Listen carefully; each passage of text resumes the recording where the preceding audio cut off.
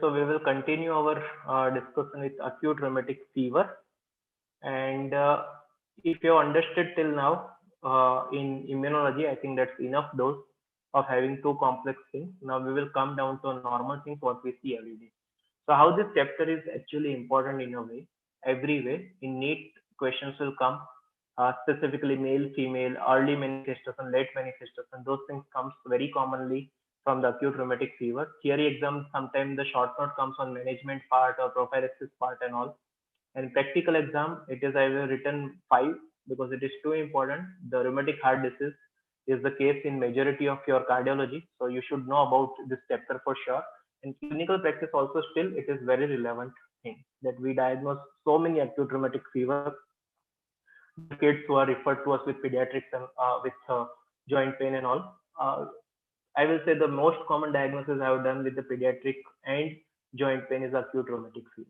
That is something very common. Second is post-streptococcal reactive arthritis. Then comes other juvenile idiopathic arthritis and all. But acute rheumatic fever still stays in the top. And specifically in Indian practice, it is still in the top. Sometimes if you start thinking now at present, how many acute rheumatic fever you have seen in your residency? The answer will be very few, right? Because it does not occur much at that age. Okay, we what we see is the RHT. How many RHT you have seen? Then we will say yes, I have seen quite a good number of rheumatic heart. So if we go for this chapter, the terminology before we start, that ARF is a multi-system disease resulting from autoimmune reaction to group A streptococcus. It is a disease of poverty affecting age of 5 to 14 years with male and female equal. While rheumatic heart disease is a consequence of ARF, where it is the most common cause of heart disease in developing country, including India, the major cause of mortality and morbidity in adult as well, and the prevalence of RHD peaks between 25 to 40 years. So at 5 to 14 years, the first infection happens when either after repeated infection or the damage, which is autoimmune kind of damage, leads to this stenosis and all picture, and then patient comes with rheumatic heart disease between 25 to 40. In the developing country like us, maybe the acute rheumatic fever, the infection repetition is too common, which will lead to presentation of RHD at very early age, and people will ask you in MCQ or the Viva, what is juvenile MS? It happens in country like us because the repeated infection leads to this. But definitely there is genetic susceptibility which leads to juvenile MS. More commonly, RSD affect female, sometime up to twice as frequently as male. This is all about gene, right? So acute rheumatic fever, male, female equal. RHT, female more than male. Why I'm telling like this simple thing? Because they come in your MC. So this is overall, if you see that prevalence, we are at the top, right? It is not something South India is bad. Everywhere it is there. Okay, this is the India where it is there. And if you see this developed countries, right? It is still not very high. It is kind of very rare disease to be there. Still we read their books to treat our disease. Okay, so this is what the prevalence kind of things is. This is from the article what I shared in the group about Nature Review article, which has everything about this. So you can actually go through that article in your free time. You will enjoy reading that. It's beautiful article written about everything there. Okay.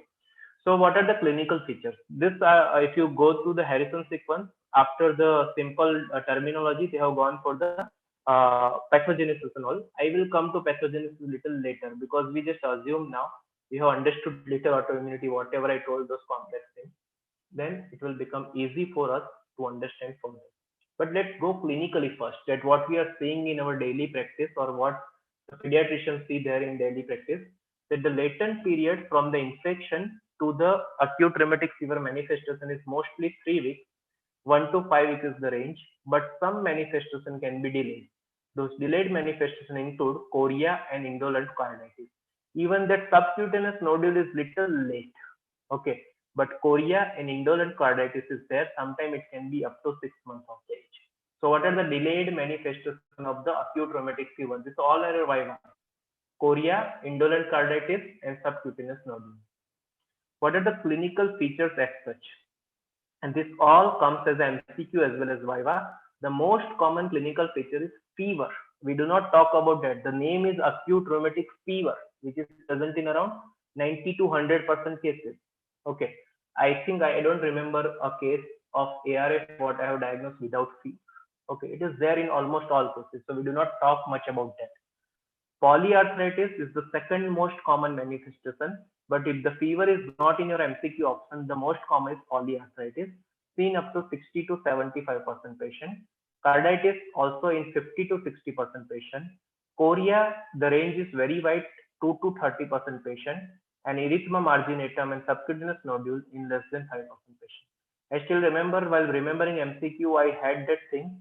Polyarthritis in some books, it is written up to 90%. So arthritis 90%, 60% carditis, 30% chorea, and 5% other two features, which is erythema marginatum and subcutaneous nodules. Okay, 30, 60, 90. We have to play some game in MCQ to remember things. Okay, but this is what we should be even suspecting in the clinical picture, that a patient without fever and polyarthritis do not go much of acute rheumatic fever. Okay, carditis is not in all the patients. So sometimes we always used to be surprised, we have fever, we have polyarthritis, migratory is there, looks like ARF only, echo is normal, does not rule out the diagnosis. Still you are doing good if you are able to demonstrate the evidence of this. Okay, so acute rheumatic fever does not mean all the time carditis will be there. It may not be there in up to at least 40% of the patients. That is important method to take from this percentage. Okay, so this is the latent period. These are the clinical features, and you can see the heart involvement, this hockey stick appearance of the mitral valve.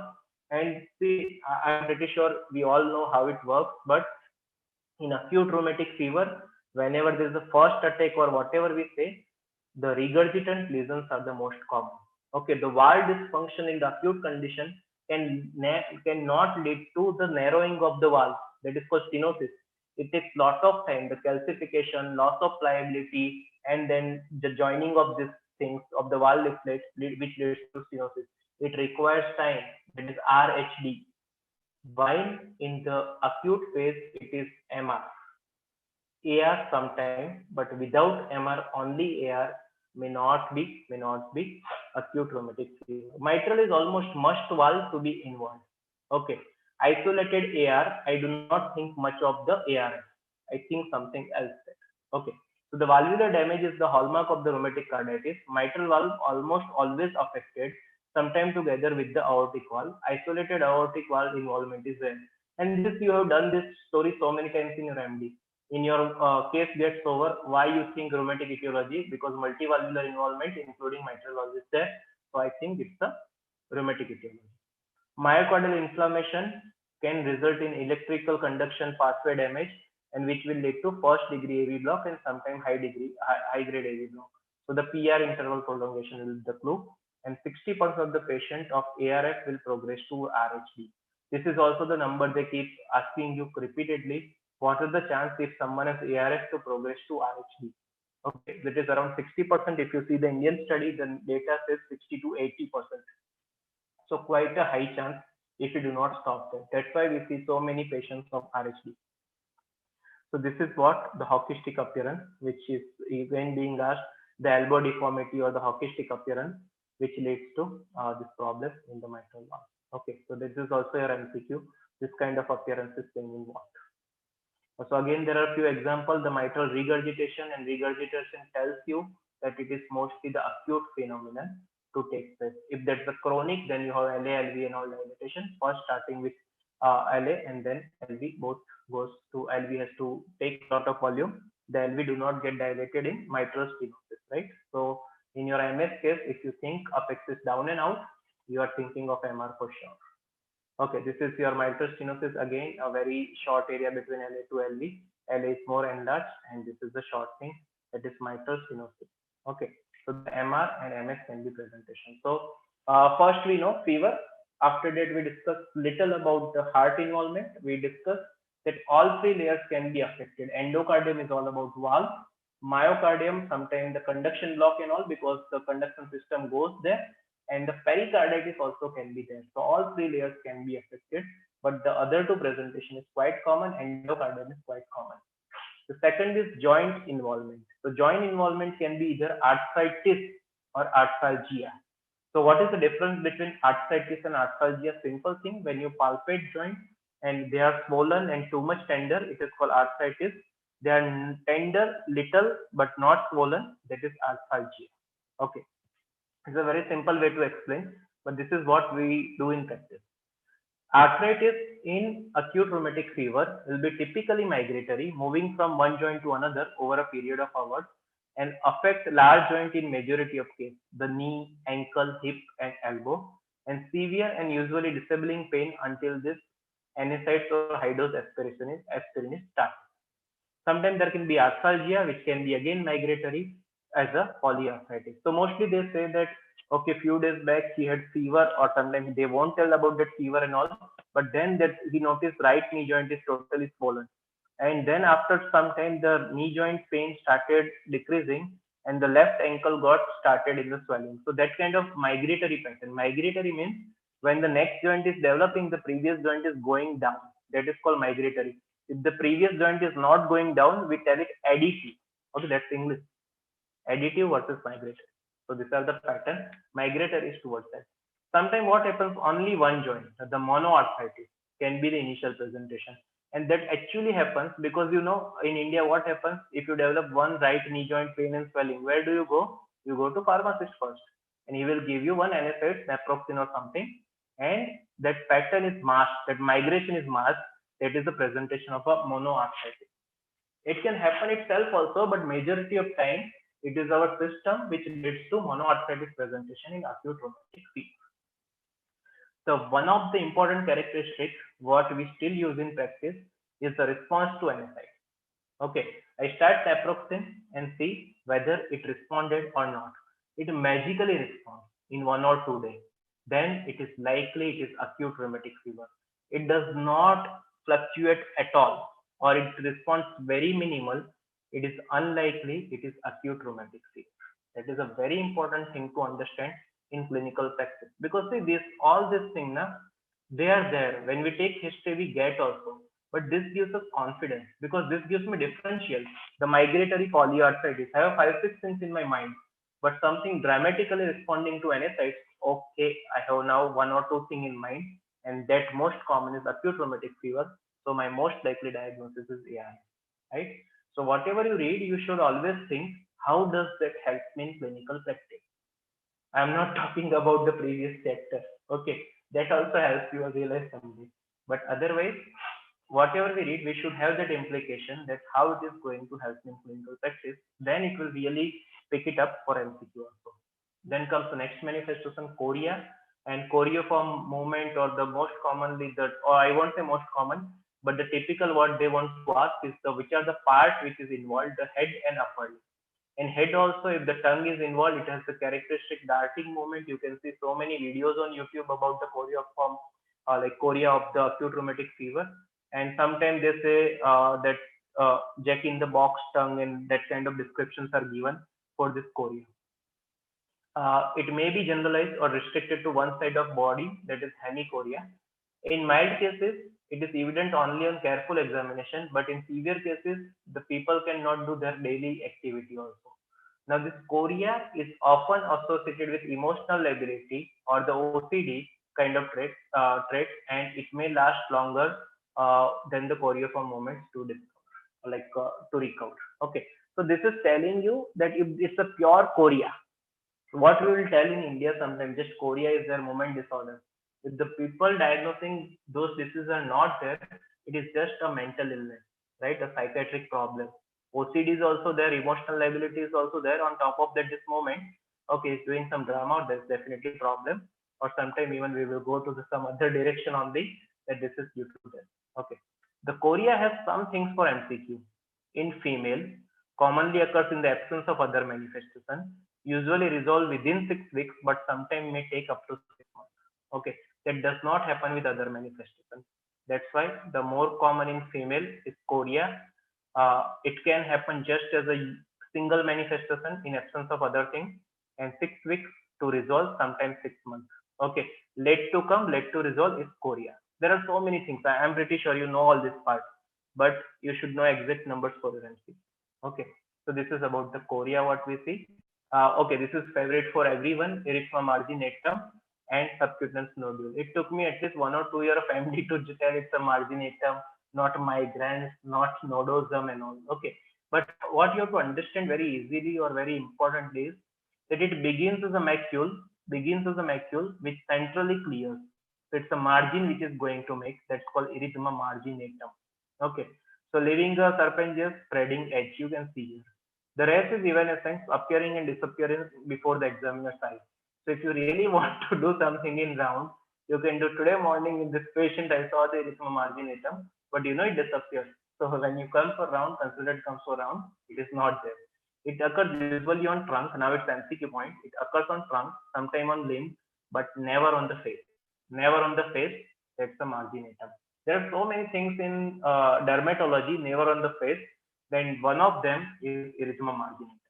Okay, that is something important to remember for your MCQ, which will come. It happens in less than 5% patients, and even whatever number of cases I can say more than 50 I've seen, I've not seen this, or I will always say I've missed this. Okay, so that is the rare finding. Subcutaneous nodule again very less common, but they can be on bony prominence. It is painless, small, mobile lumps beneath the skin overlying the bony prominence. Okay, so at the vertebra it can be there. This kind of bony prominence, elbow, joints, and all it can be there. So hand, pit, elbow, occiput, and occasional on the vertebra. And they are the delayed manifestation, right? Delayed was what? Chorea, subcutaneous nodule, and indolent carditis. These are MCQ. Appearing 2 to 3 weeks after the onset of disease, last just for up to 3 weeks, commonly associated with carditis. So nodule associated with the carditis, that is also an MCQ point. These are very subtle small things, which is from a very common topic. That's why I'm going in kind of each line. This is important because it comes in MCQ for so many times. It comes in cardiology, it comes in rheumatology. So both the way, it is important to remember for your exam preparation. Fever, we know almost all cases, rarely in cases of pure chorea. Chorea can be isolated manifestation. Fever is mostly high grade, but sometimes low grade it can be there. Okay, so that also helps you well, but low grade is kind of there, high grade is kind of a rule. So evidence of infection to diagnose ARF. Now, in presence of all this manifestation, let it be fever, arthralgia, arthritis, carditis, the skin manifestation, and chorea and all, we have to demonstrate there is a group A streptococci causing all these things. Now we know the chorea is late. Sometimes indolent carditis or the low grade carditis is late. So then we assume, okay, that can be just in this kind of country due to acute rheumatic fever. We won't think much other differential here. But in other things, you must have to demonstrate this infection. So with exceptions of the chorea and low-grade carditis, evidence of a preceding group A streptococcal infection is essential, and most cases do not have a positive throat swab culture. If someone asks you how many percentage patient will have positive throat swab culture, less than 25%. That's what the study says. Or the rapid antigen test, which are mostly negative. So we depend on what? ASO or the anti-DNase B titer. Okay, so that's what helps us, the indirect evidence. The immune system has mounted the antibody against the anti-streptolysin O. So streptolysin O is a component of the cell wall of a group A streptococci, and you know how it is formed, those antibodies, the all story, right? So that can lead to support us for the investigation and diagnosis. So this is the workup recommended when there is a possibility of the acute rheumatic fever. That CBC, ESR, CRP, blood culture is febrile, ECG, and if it required after 2 weeks and 2 months, it should be repeated. Like at 2 weeks, if it's normal, repeated at 2 months, otherwise no. Chest X-ray, echo for all patients, I will consider. Throat swab, and anti-streptococcal serology. Like I don't send throat swab much. ASO serology is better to send. And then test for the alternative diagnosis if you are suspecting specifically the culture for endocarditis, joint aspiration for septic arthritis, and then the other arthritis causes at this age, which can be Wilson's disease and all, or the autoimmune disease of GIA and all, that all should be ruled out. So this is what tells that this is the workup should be there in your mind when you're investigating the case. And mostly we do that CBC, RFT, LFT, ECG, ECO, right? When we tell this much, we are very good. Okay. But whenever I see fever is a dominating symptom, it's not resolving yet, then I definitely send this patient blood culture for sure. Okay. Because the regurgitant lesions can be there either in ARF or it can be there in infective endocarditis. But along with that, if I have a PR prolongation and some pericarditis evidence, my confidence goes more towards, okay, I'm dealing with ARF over infective endocarditis. Now, confirming the diagnosis, I will say classifying the things through the criteria. Now, criteria has been changed somewhere in 2015-16, and that is what is getting followed.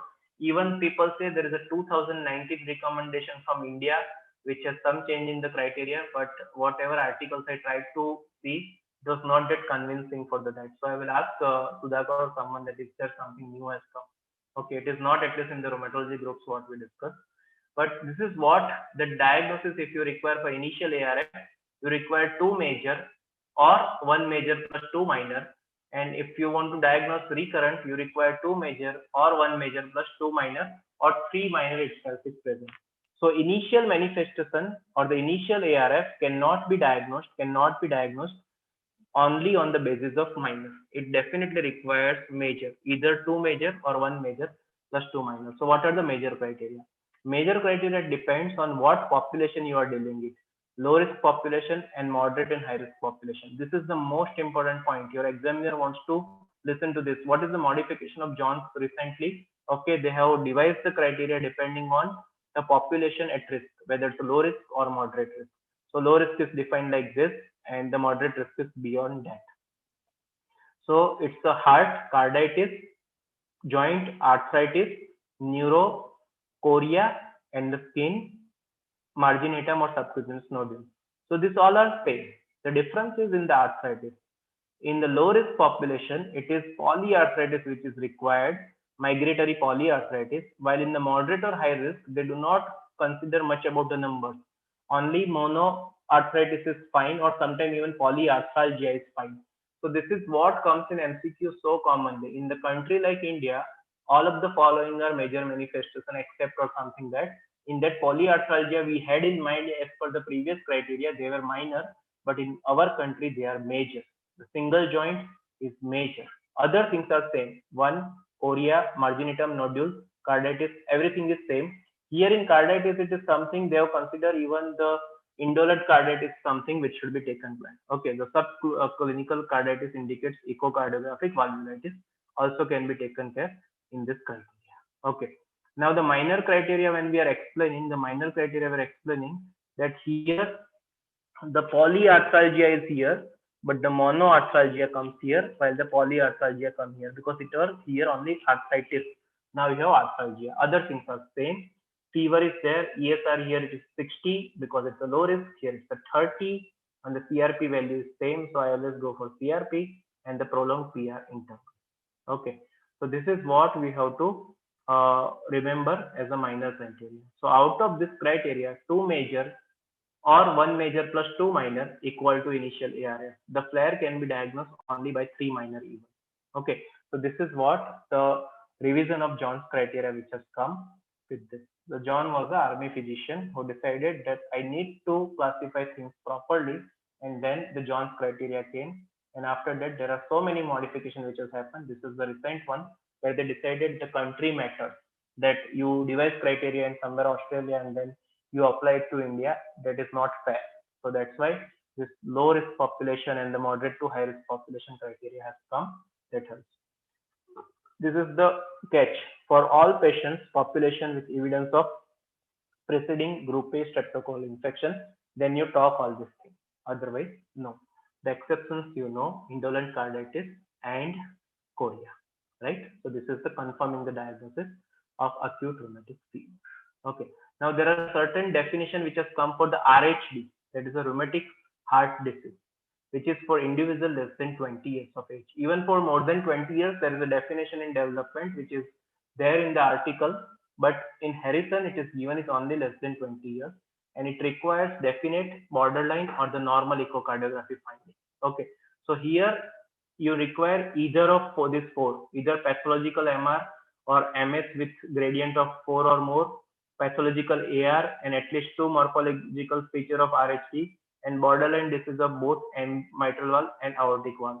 So what is pathological MR? It is defined here. Pathological AR defined here. This comes very common in your MCQ and all. What are the morphological feature of RHD? Even the Viva they ask, how does the valve look?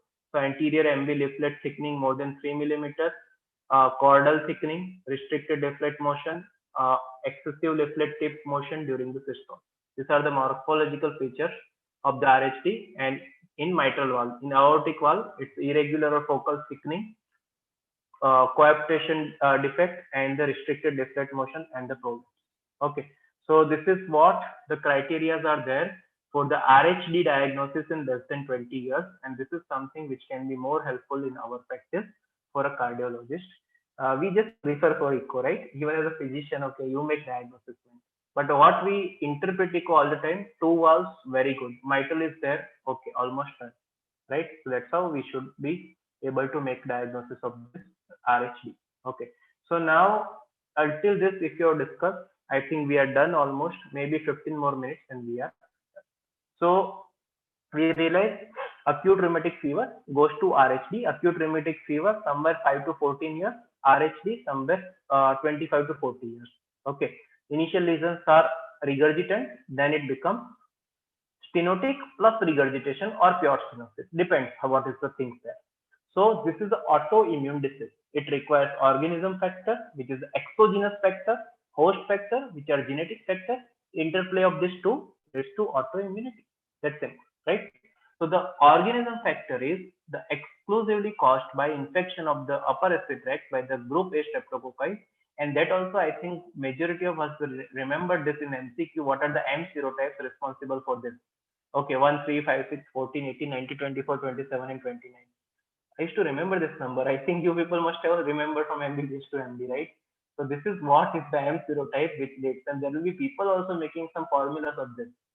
Any strain of group A streptococcal has the potential to cause ARS. So initially it was all about the M serotype, but now they are telling that any strain can cause all this kind of problems. So that is the organism factor for acute rheumatic fever. The next is the host factor. Which are the host factors which will lead to acute rheumatic fever? So it is not just presence of acute this group A streptococcus. There should be this thing also, the genetic susceptibility, which can be attributed to DR7 and DR4. If they are there, the susceptibility increases. But what comes in MCQ? What are the protective genes against acute rheumatic fever?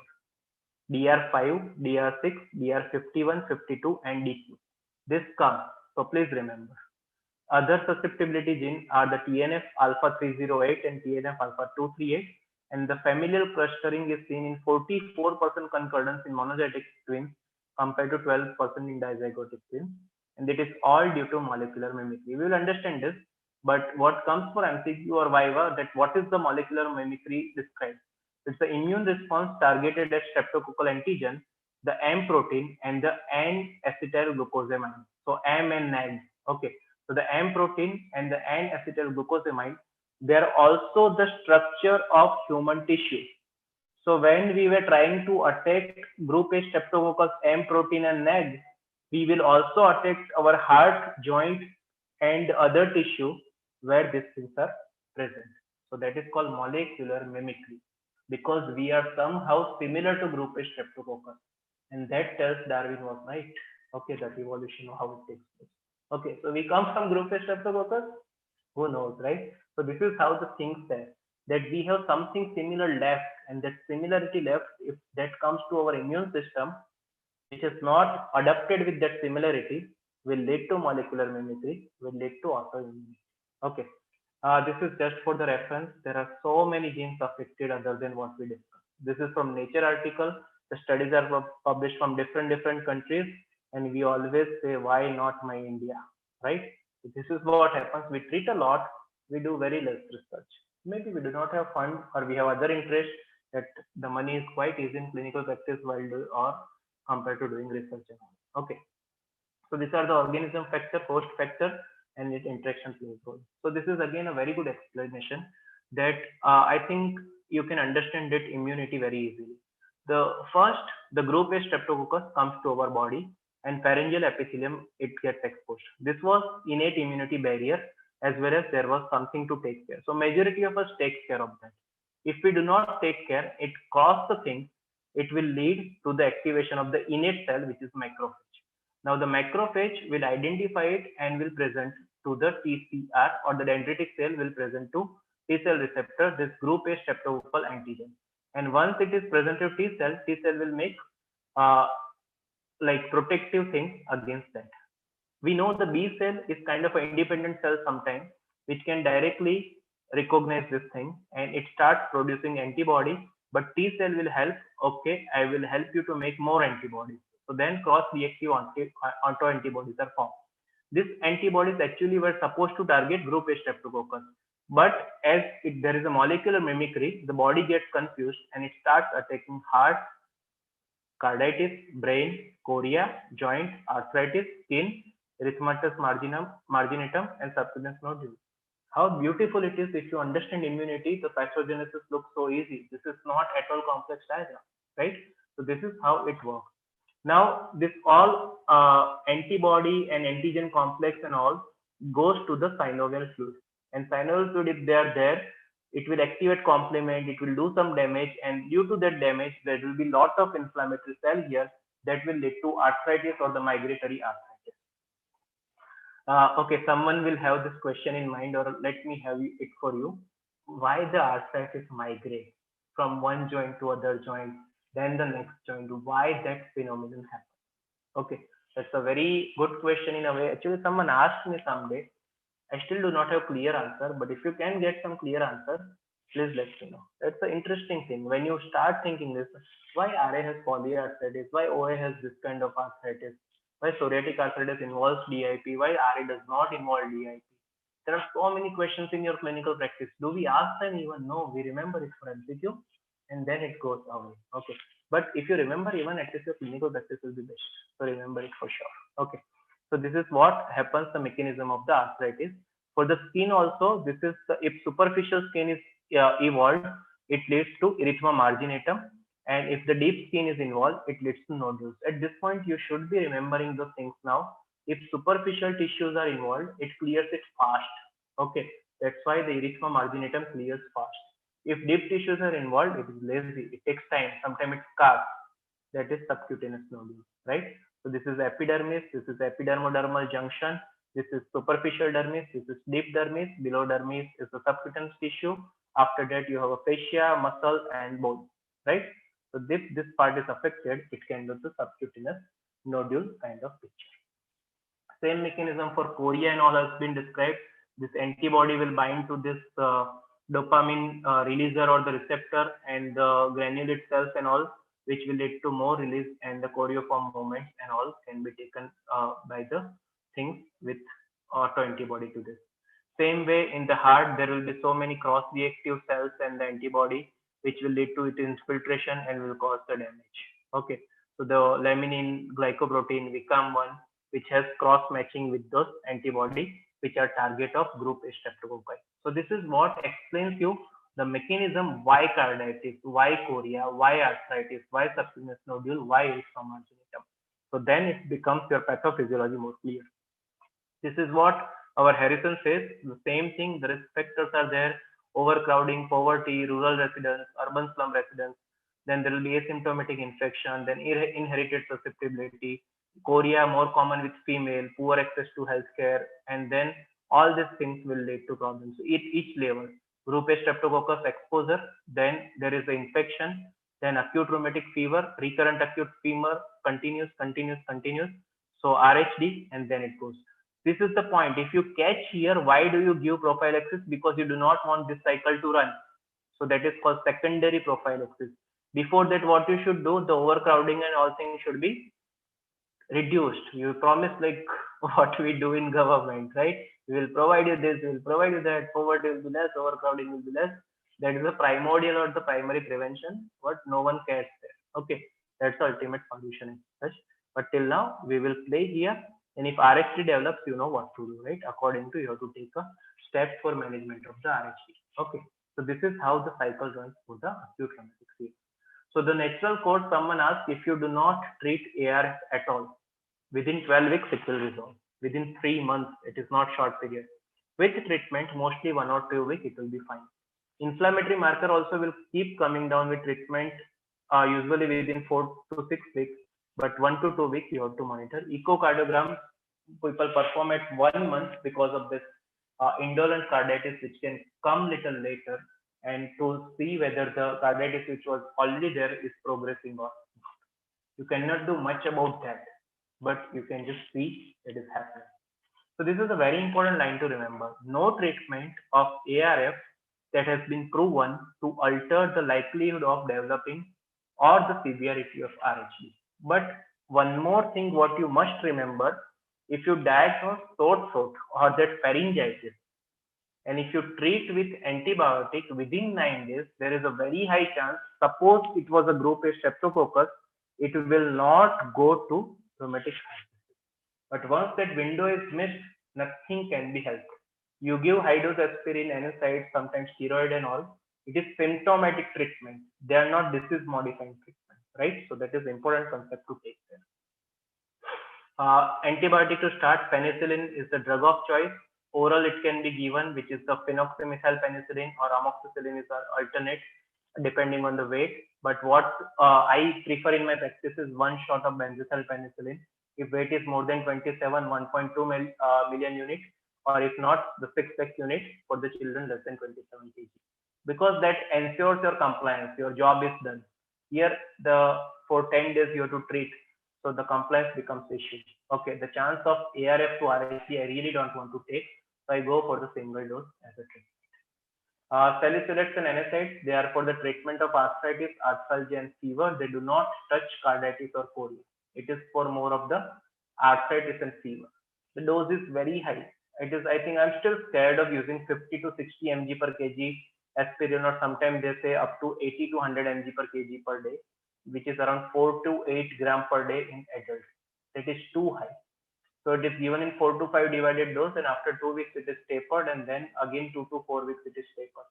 But what I do is, instead of aspirin, I'm like pretty confident about giving naproxen. So I go for 10 mg per kg naproxen. I see the response, how it is working or not. Okay.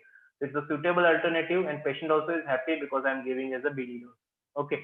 Here you have 5 times you have to take this heavy medication, and I have very little experience with so many high doses of aspirin. I have not seen even the physician under whom I have practiced to use this high dose. If you are practicing, you can text me with message, you can college practice, but my part is still stays with naproxen. Now here important to remember, the fever, joint, and the elevated acute phase reactant can sometimes relapse, but do not worry, it's a natural course. It resolves with again NSAID course for a shorter time.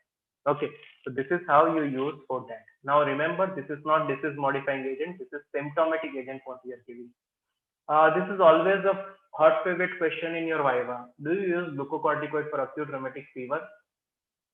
In carditis case, some people use, and if they are using, the dose should be maximum 80 mg. I will still use 35 mg to 60 mg per day. And after few days, we start tapering as we see the response, and maximum we give it for 3 weeks. But what does the evidence say? There are 2 meta-analyses which has failed to show any benefit of this. Okay, but still people say, if your carditis is not controlled, heart failure is severe, why not to give? And for that, we all give. For the acute heart failure, there is a role. I will not say definite role because trial do not support it. Okay, so that's why that is the problem here. How do you treat chorea? Again, this is a very favorite question in your Viva. That this is the first thing if you really want to impress your examiner, and if you want to do really good clinical practice. All the patient of chorea should be in calm environment. The sound is the trigger. Okay, very important thing to learn. The non-pharmacological management comes first, then comes the pharmacological management. Most of the time, what we have used is sodium valproate. Some people use carbamazepine over haloperidol. A response may not be seen in 1 or 2 weeks, and medication should be continued even when symptoms subside and 1 to 2 weeks after that. Recent evidence says the corticosteroid can be effective for a lower dose, and if patients start responding, you can start tapering after 1 week.